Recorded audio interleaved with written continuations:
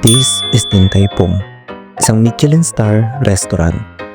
Sabi sa internet, kadalasang mahal daw ang mga pagkain sa gantong klase ng restaurant. Kaya kakain ako dito gamit ang natitirang pera sa wallet ko. Oo na yan. Oo. Isa, dalawa. Ito ang rules. Rule number 1. Bawal akong humiram ng pambayad sa kasama ko. Table for 2 po. Apa. Rule number 2. Hindi ako pwedeng humingi ng pagkain. At rule number 3, kung walang pagkain sa menu na pasok sa pera ko, di magutom na lang. At para mas exciting, siya na ang bahalang umorder ng pagkain para sa akin. Pero dapat pasok pa rin sa budget na meron ako. Repeat order mo lang. Isang pork shallow, 5 pieces. Then different pork chop noodle soup. And shrimp and pork wonton noodles. Sir po nila is chocolate. Then drinks po nila isang classic ice. Baka sa dami ng in-order niya, kahit isa doon walang para sa akin. Sana hindi lang ako tititig sa kanya habang siya kumakain. Habang naghihintay, flashback muna tayo. Nagsimula ako sa 1,000 pesos. Gusto ko maglaro sa Tom's World kaso vending machine lang ang meron dito at hanggang 100 peso bill lang ang tinatanggap. Pero dahil gusto ko, susubukan ko pa rin bumili ng token gamit ang 1,000 pesos. Anong nangyayari pag nagpasok ako ng 1,000 pesos? A. Kakainin ng machine yung pera kasi di daw ako marunong sumunod sa instruction. B. Tatanggapin ng machine pero susuklian ako ng token. C. Masisira yung machine kasi di niya kayang tumanggap ng kabobohan. Or D. None of the above.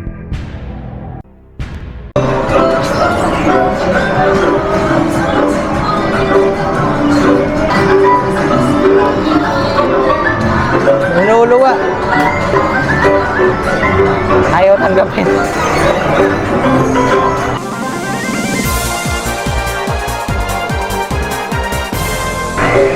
Ayaw mo 1,000 pesos. Kailangan natin ng papalit para mabariyahin yung 1,000 natin.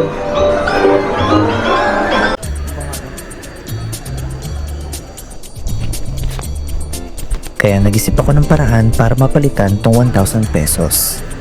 At habang naglalakad, naalala ko na may malaki palang sari-sari store dito. Agad akong pumunta dito para mapapalit.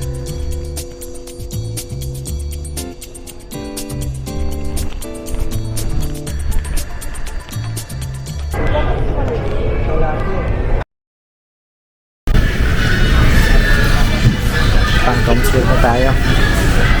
Pagkatapos, nagmadali akong bumalik sa Tom's World kasi kanina pa ako larong-laro.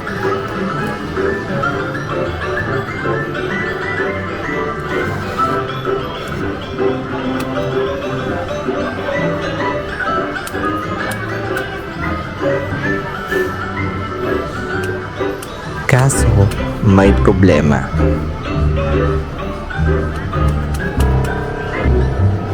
Ayaw lumabas. Kinain na ata. Ate, naglagay ako ng 100. Walang lumabas. 100 pesos. Oo.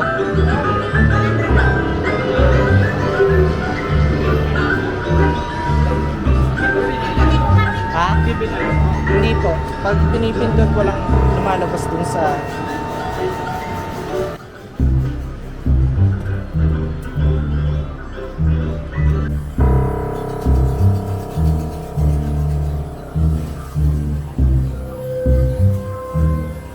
At pagkatapos ng ilang minuto, Okay na kayo. Thank you.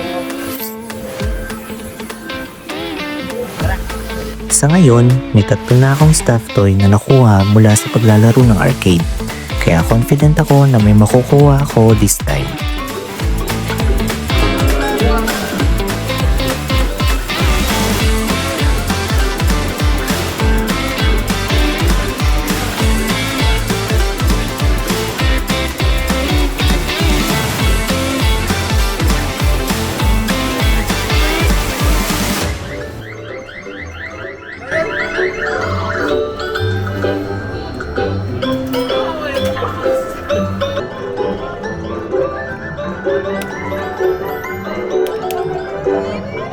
Katulad ng lahat ng bagay, sa una lang masaya. Hanggang sa, ito na ang mga sumunod Nahuli na ako, nangyari. Bibili ulit ako. I will show you guys the 5 stages of grief, starting with denial.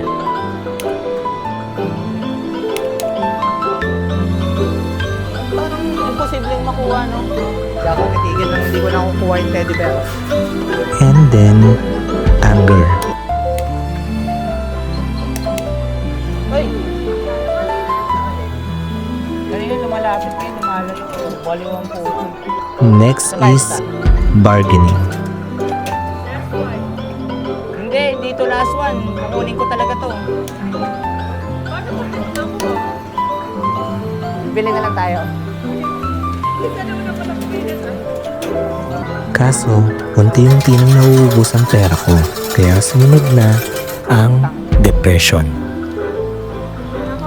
Hindi ko alam. Basta bibili ako ulit.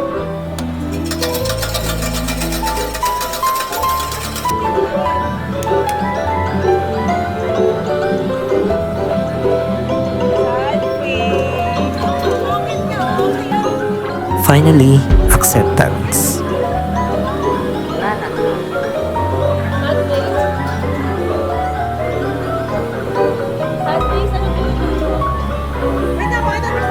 Kanina nga, nandun na. Wala palang acceptance na nangyari. Katagalan, nag-decide na akong umalis dahil baka mawalan na ako ng pangkain at pamasahe mamaya. Nakaw na yan. Oo. Isa, dalawa. 373. 390. Balik na tayo sa present dahil gutom na ako. Akin. Akin to? Akin yan? Buti na lang at nagkasya pa yung natitirang pera ko. Masarap talaga sa pakiramdam na makuha ang mga bagay na gusto mo. Pero minsan, dapat matutunan natin kung kailan susuko at kailan magpapatuloy. Kailangan natin tanggapin na hindi lahat ng bagay ay pwede natin makuha. Hindi mo man makuha ngayon, pero meron namang mas magandang bagay na nag-aantay sa'yo. Akin to? Akin yan? At sana pala bumili na lang ako ng teddy bear. Magkano rin yung naubos ko?